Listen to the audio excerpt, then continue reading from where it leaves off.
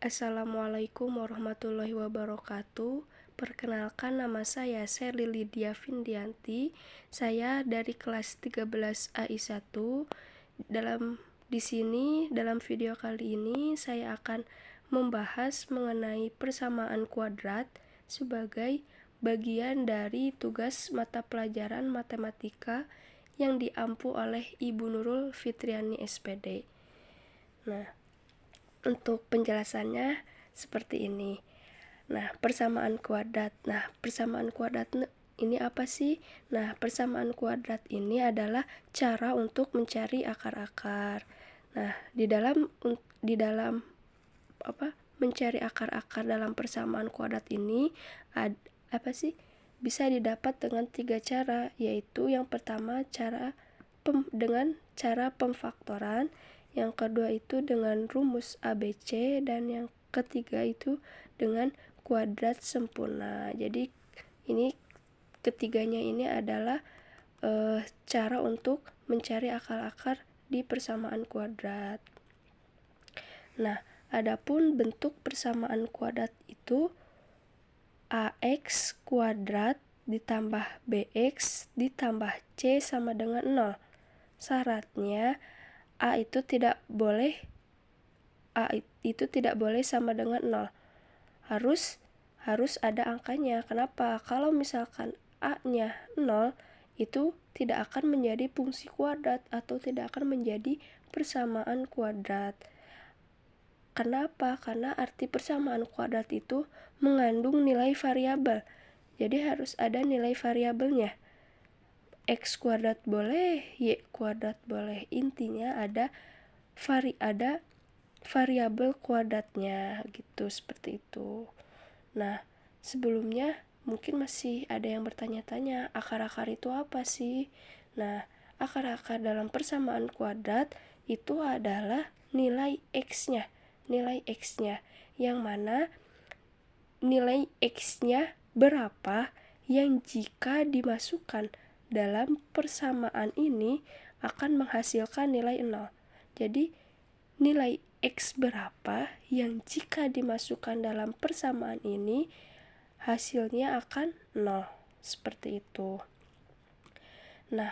Kemudian langsung masuk ke pembahasan, yaitu kita akan membahas persamaan kuadrat dengan cara yang pertama, yaitu dengan cara pemfaktoran. Di dalam pemfaktoran sendiri itu ada tiga prinsip yang digunakan. Yang prinsip pertama itu jika persamaan kuadratnya itu AX kuadrat ditambah BX sama dengan 0. Di dalam prinsip pertama ini tidak mengandung nilai C-nya. Jadi AX kuadrat ditambah BX sama dengan 0. Adapun cara kerjanya atau rumus dalam prinsip pertama itu adalah X dalam kurung AX ditambah B sama dengan 0. Jadi X dikali dalam kurung AX ditambah B sama dengan 0. Langsung aja ke contohnya, misal X kuadrat dikurang 4X sama dengan 0. Langsung X-nya dikebawahkan, X-nya dikeluarkan, X dalam kurung X min 4 sama dengan 0. Kenapa sih seperti ini? Karena misalkan sebelumnya ini nilai A-nya berapa gitu. Dalam X ini mengandung variabel 1. Jadi ini sebenarnya itu 1X, tapi karena nilainya 1 tidak usah ditulis juga, tidak apa-apa. Ini seperti ini. Kenapa seperti ini? Karena X kali X itu sama dengan X kuadrat. X kali min 4 sama dengan min 4X. Jadi seperti itu. Langsung dikebawahkan, berapa sih nilainya X-nya? Kita pecah ke bawah. X sama dengan 0 atau X dikurang min 4 sama dengan 0, dengan X sama dengan 4. Kenapa ini 4? Karena ini asalnya min 4, kalau misalkan pindah ruas itu hasilnya jadi positif, kayak gitu. Nah, ada dua nilai akar, jadi X1-nya sama dengan 0, X2-nya sama dengan 4. Oke, seperti itu. Kemudian contoh ke berikutnya, ini ada nilai variabelnya 2. Nilai variabelnya 2. Oke, 2x kuadrat ditambah 3x sama dengan 0. Kemudian dikebawahkan, dimasukkan ke rumusnya, x dalam kurung 2x ditambah 3 sama dengan 0. X sama dengan 0 atau 2x ditambah 3 sama dengan 0. 2x sama dengan, ini positif, pindah ruas jadi negatif, min 3. X sama dengan min 3, ini kebawahkan jadi jadi per 2 gitu. Jadi didapatkan ada dua nilai akar, yaitu x-nya 0, x1-nya 0, dan x2-nya min 3 per 2. Himpunan penyelesaiannya adalah 0 dan min 3 per 2. Lanjut, kita masuk cara pemfaktoran prinsip kedua. Jadi dalam prinsip ini itu malah di sini tuh tidak mengandung nilai b-nya, yaitu jika persamaan kuadratnya ax kuadrat dikurang c sama dengan 0. Nah, jika persamaan kuadrat, jika persamaan kuadrat ax kuadrat dikurang c sama dengan 0.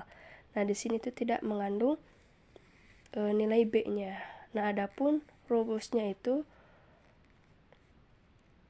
akar ax ditambah akar c dikali akar ax dikurang akar c sama dengan 0. Nah, rumusnya itu kurang lebih seperti ini. Ini rumus apabila mencari persamaan kuadrat tidak ada nilai b-nya gitu. Salah satu rumus untuk mencari akar apabila tidak ada nilai b-nya.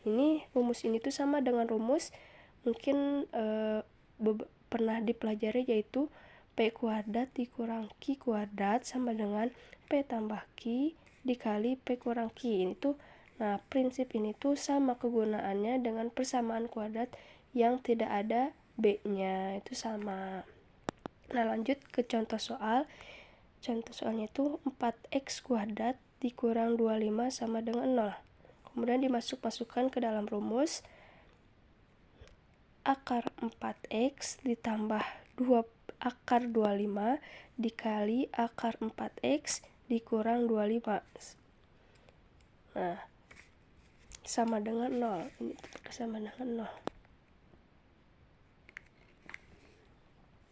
Kemudian dikebawahkan akar 4x berapa, yaitu 2x. Akar 25 berapa, yaitu 5. Jadi 2x ditambah 5 dikali akar 4 berapa, akar 4x yaitu 2. 2x dikurang akar 25 berapa, yaitu 5. Jadi 2x dikurang 5. Kemudian ini juga sama dengan 0. Dikebawahkan 2x ditambah 5 sama dengan 0. 2x sama dengan min 5, yaitu pindah ruas, min 5, x sama dengan min 5 per 2.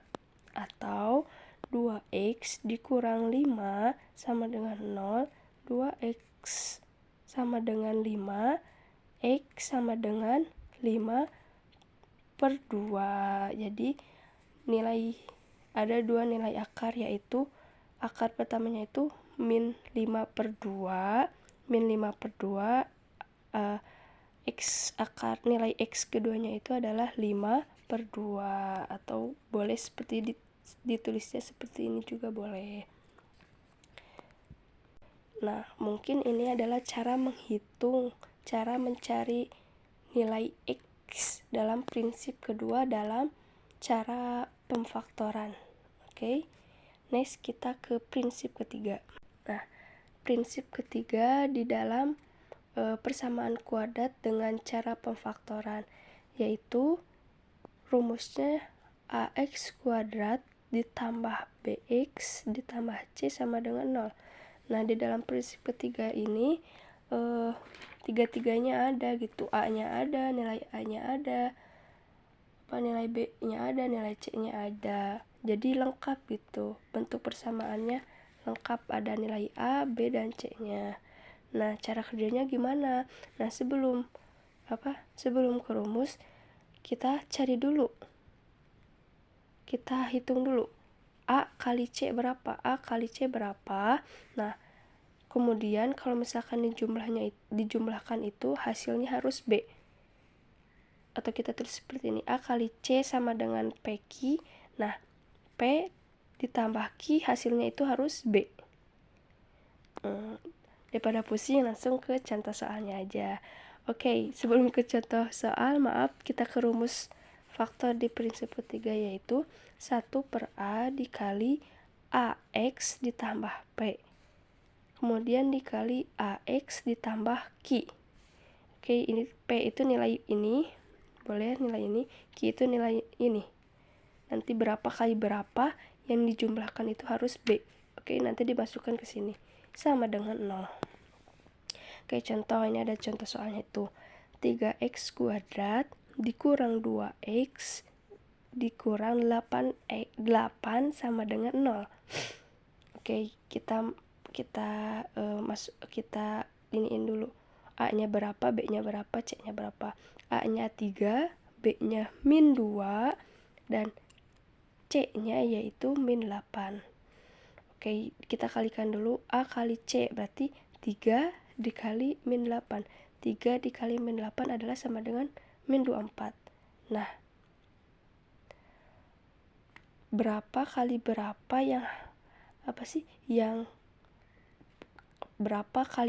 yang hasilnya 24, dan apabila dijumlahkan hasilnya itu min 2. Jadi berapa kali berapa yang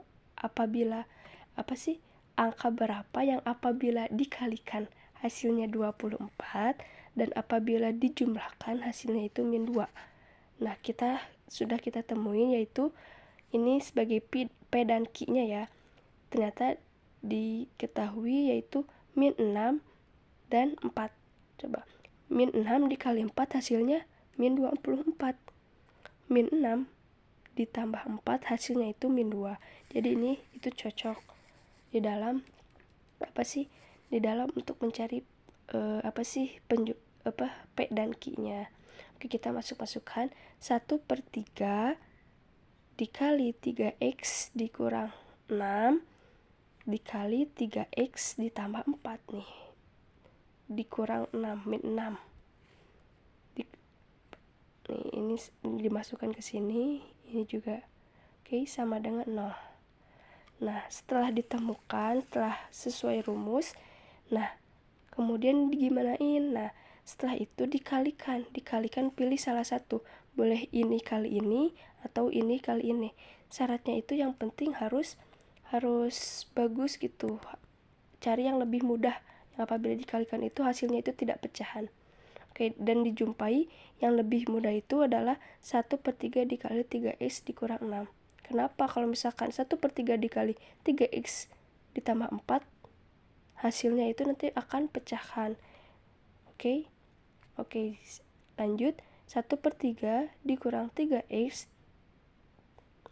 1/3 dikali 3x dikurang min 6, hasilnya adalah ini. 1/3 dikali 3 berapa? 1x.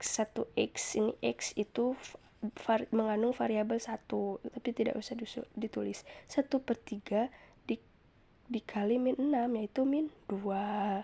Nah, kemudian ini dikebawahkan. Nah, kalau misalkan ini dikali ini, nanti hasilnya bakal pecahan. 1/3 dikali 3x hasilnya akan 1. 1/3 ditambah 4 hasilnya akan pecahan.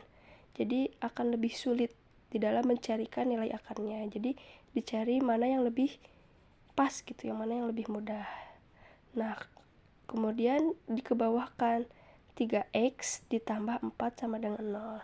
Nah, setelah seperti ini, lalu kita cari nilai akarnya. Burem. Oke, x dikurang 2 sama dengan 0, x sama dengan 2. Pindah ruas jadi positif. Negatif pindah ruas jadi positif. Atau 3x ditambah 4 sama dengan 0, 3x 4 positif pindah ruas jadi negatif. X sama dengan min 4/3. Jadi nilai akarnya itu x1 nya 2 dan x2 nya itu min 4. Atau himpunan penyelesaiannya itu 2 dan min 4. Itu min 4/3, astagfirullahaladzim.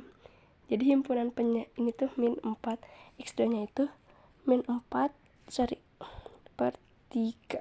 Nah, atau himpunan penyelesaiannya itu 2 dan min 4/3. Oke, jadi ini itu cara rumus prinsip ketiga di dalam cara pemfaktoran. Nah, mungkin dicukupkan gitu. Jadi yang kita bahas kali ini itu persamaan kuadrat di dalam cara pemfaktoran, di cara pemfaktoran saja gitu. Adapun rumus ABC dan kuadrat sempurna itu di lain kesempatan. Oke. Mungkin itu semoga bisa dipahami. Banyak kurangnya, banyak kekeliruannya, saya mohon maaf yang sebesar-besarnya. Alhamdulillahi jazakillahu khairan. Wassalamualaikum warahmatullahi wabarakatuh.